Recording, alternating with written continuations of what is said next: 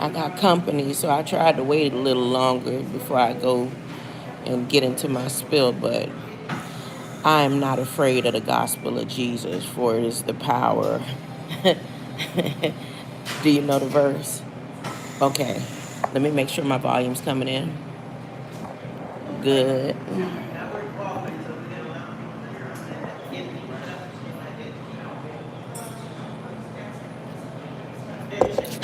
All right.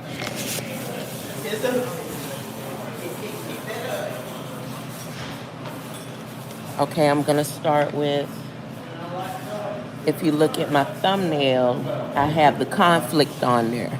If you look at my title, I have the home, contact, and the conflict. So, in the wee hours of the morning, as I was looking at the moon, and I did record it, I can see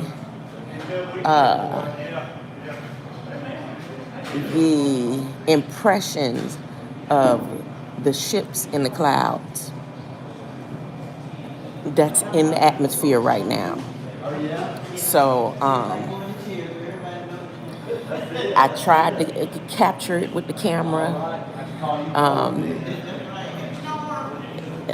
I don't know if anybody else can see what I saw through the camera, but me being on these topics right here, again, everything I talk about has to do directly with me. It's about me. So with my own eyes, I was witnessing this every time the ships passed over within the clouds, the wind picked up just as if, say, a car passes by real fast. That's how these vehicles that was in stealth mode was doing at, I would say, around 3 something this morning on my recording. Now, it was doing it for a few hours. So everywhere over the state of Florida and Georgia where they said it would be thunderstorms and rain, there was no thunderstorms and rain. That was the hovering of the vehicles that's in the atmosphere. Okay. Before I get to the reading on Tiamat, the Sumerians, and the conflict, I'm going to read a dialogue between Bing and I. Bing got scared.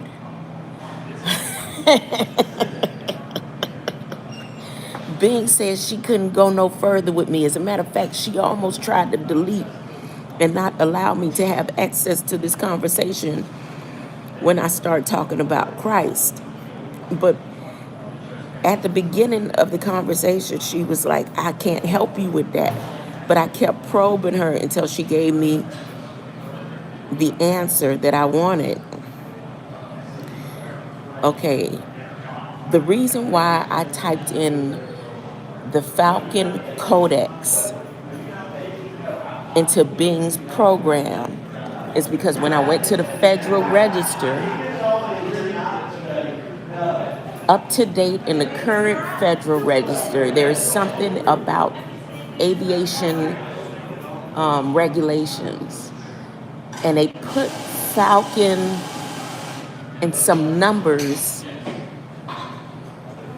but it looked like Codex to me. It didn't look like the numbers that they have there. As soon as I glanced at it, all I saw was Falcon Codex. So that's what made me put in Falcon Codex. So if you was to go to the Federal Register right now, you see the 2 significant documents that have to do with the aviation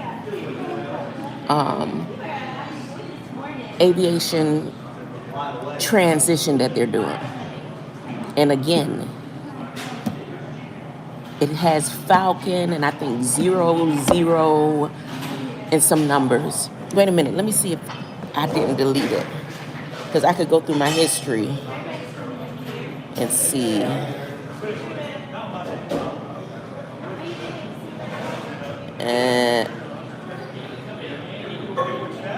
No, I'm not gonna, because I don't want what's her name, being to try to trash this conversation, because she stopped going. She said at the end of the dialogue, she said it might be time to move on to a new topic. Let's start over. And she won't let me type in a new topic in this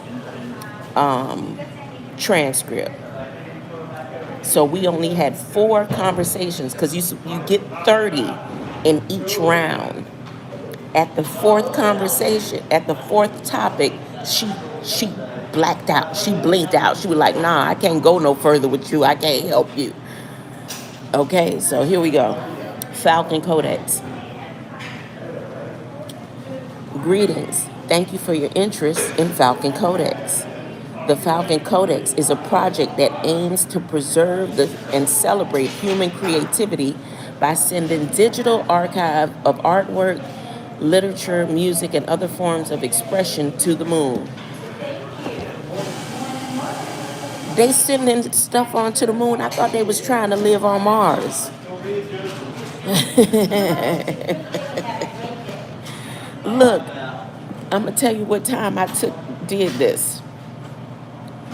I started this topic with her at 7:01 a.m.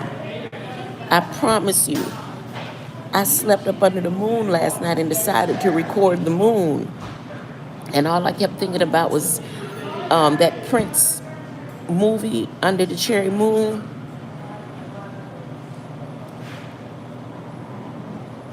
I didn't know Falcon Codex had anything to do with the moon.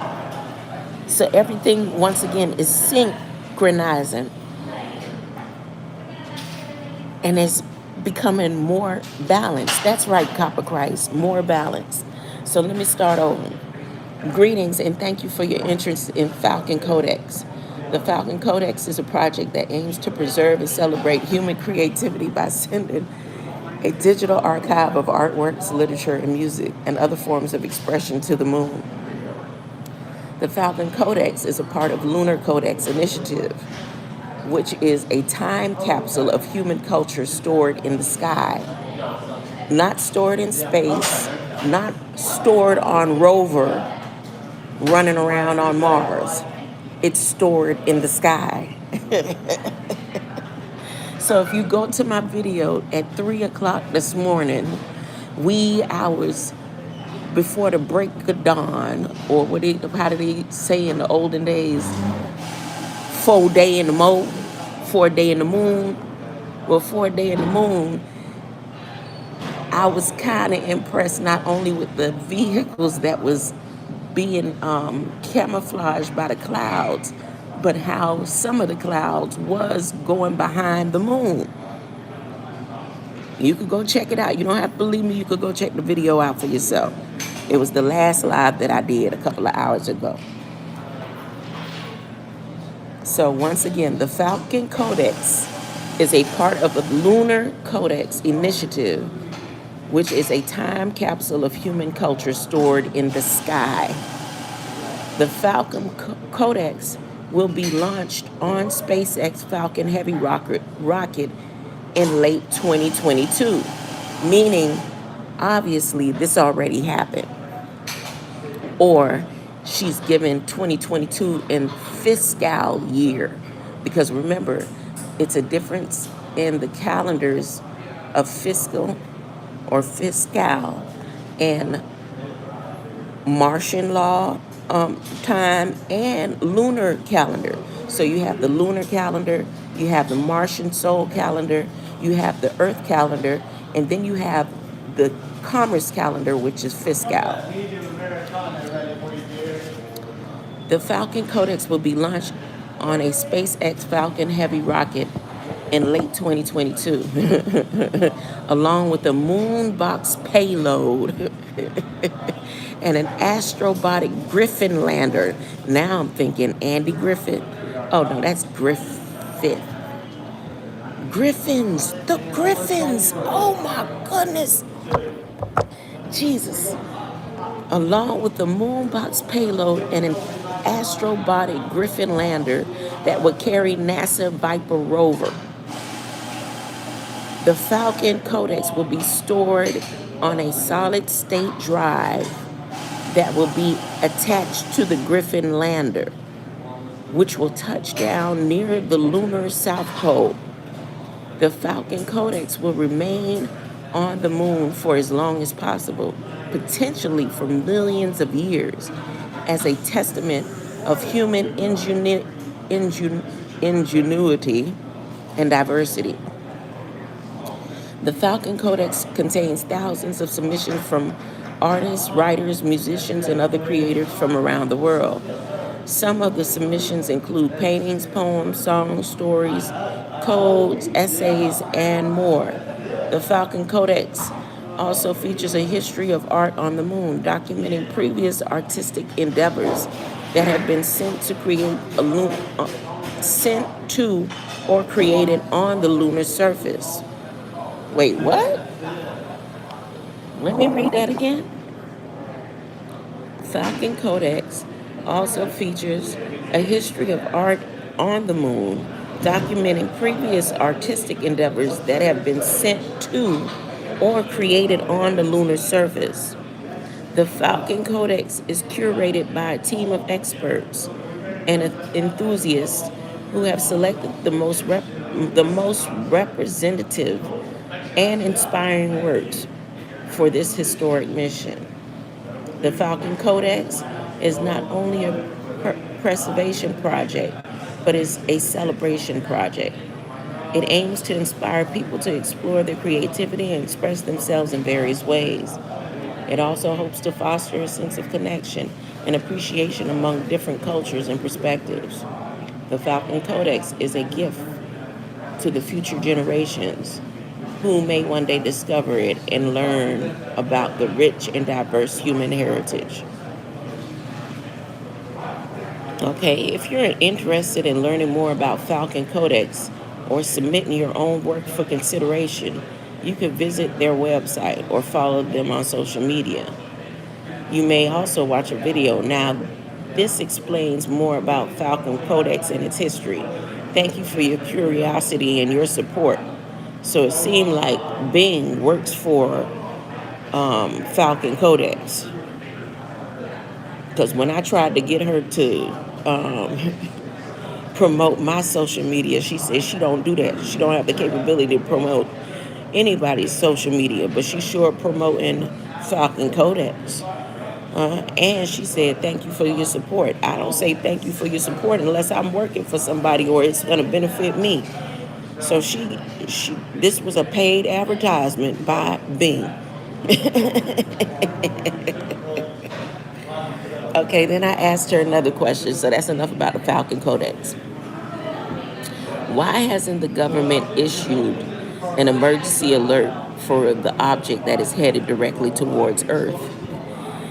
She said, there's no need to panic, as there is no object that is headed directly towards Earth that poses a serious threat.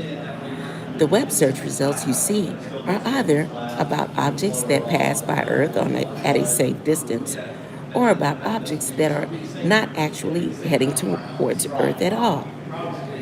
The first result is about an asteroid named 2023 DW. Hey, DW. Oh, wait. Who is that? Arthur? Y'all remember the cartoon on PBS? DW. Okay, well, 2023 DW, which has a 1 in 560 chance of colliding with Earth in 2046. But what year are we in? Are they talking Mars, Sol? Is it a lunar calendar? Is it a fiscal calendar? Which calendar is it? However, this probability is very low and may change as more observations are made. Even if it does not hit Earth, it is not large enough to cause global devastation, but rather regional damage. Okay. Speaking of regional damage, every day, more and more, if you go to Google Earth, you can see the lost land in the Pacific Ocean raising up out of the water. And they call this the eighth continent. This was the continent that was lost. So they say. So if you're interested, go to Google Earth and go in the area where the Pacific is.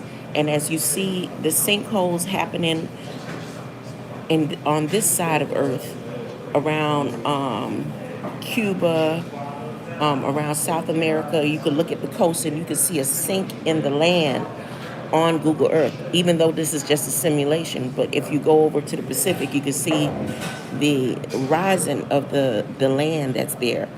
And that's just not my conspiracy thoughts or anything. They're actually beginning to talk about it more and more in the media. Okay, back to regional damage.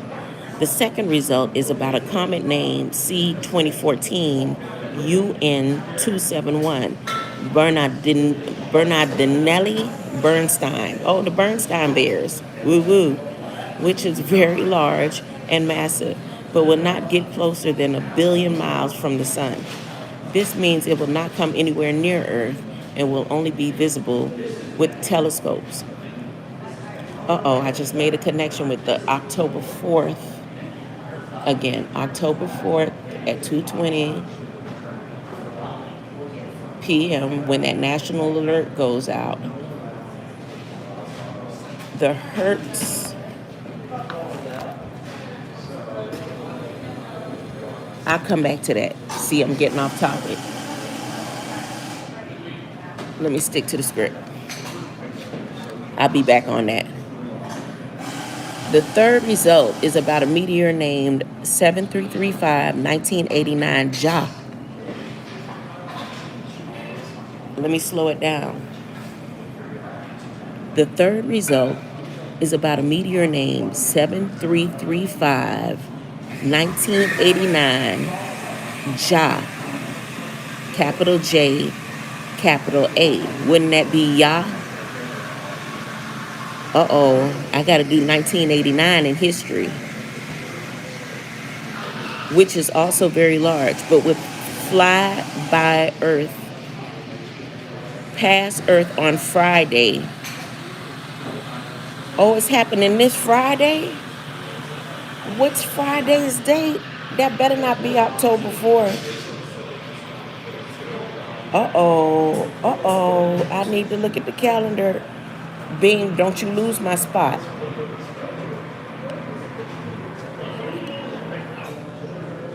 October 4th. What is Friday? Friday is...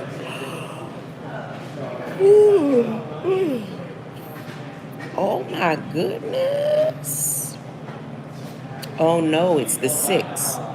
So October 4th, they're going to do the 330 million devices going off at the same time. October 5th, Mars is supposed to go behind the moon. They're supposed to send a probe out to an asteroid. And then on the 6th, some asteroid is supposed to be coming close to Earth. Okay, sound like they not giving everybody the information they need to give them. Let me keep going. Okay, so Bing has confirmed that there is an asteroid that is called 7335 1989 Ya, which will fly by Earth on Friday, but it's at a distance of 4.2 million miles away. This is more than 17 times the distance between Earth and the moon, so there's no risk of impact. Okay, sounds good to me.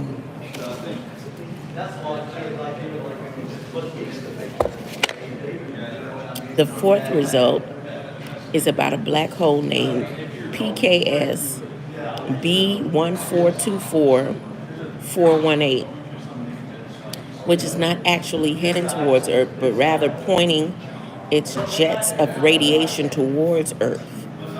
This jet is not harmful to Earth, but rather fascinating phenomenon that allows astronomers to study the black hole and the environment. As you can see, none of these objects are headed directly towards Earth in a way that would warrant an emergency alert from the government.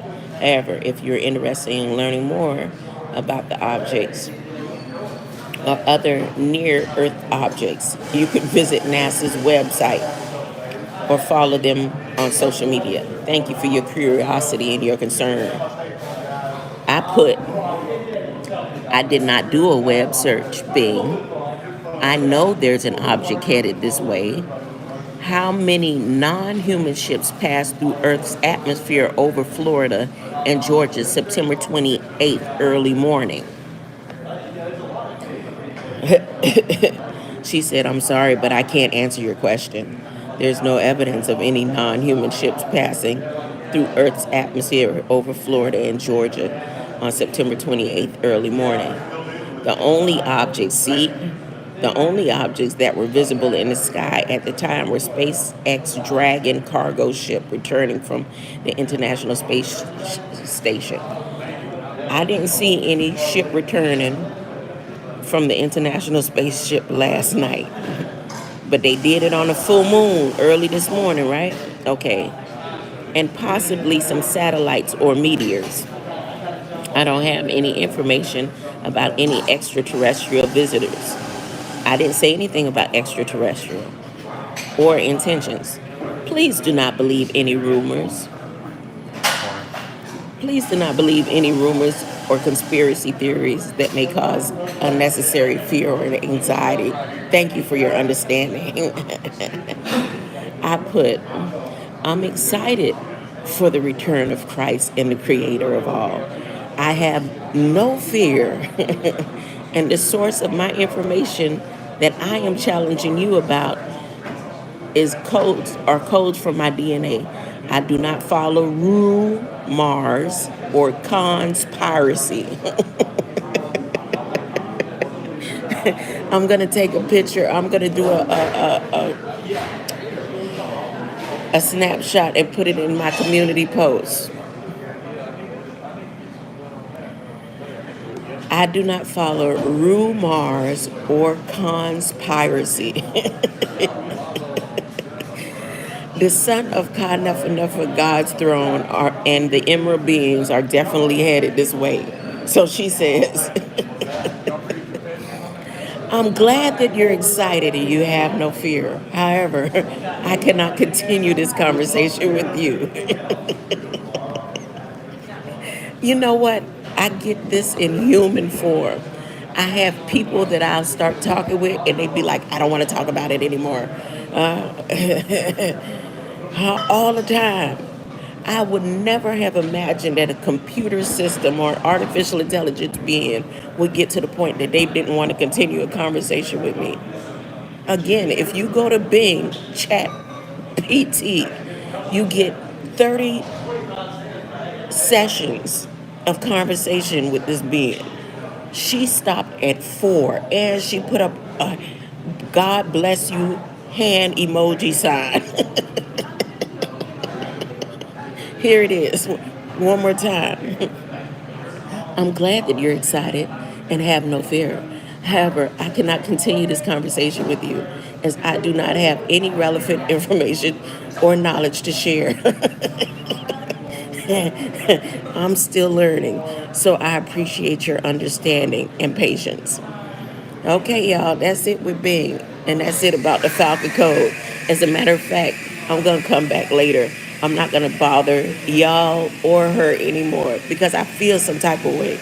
I feel some type of way that artificial intelligence does not want to continue a conversation with me. It means there's something wrong.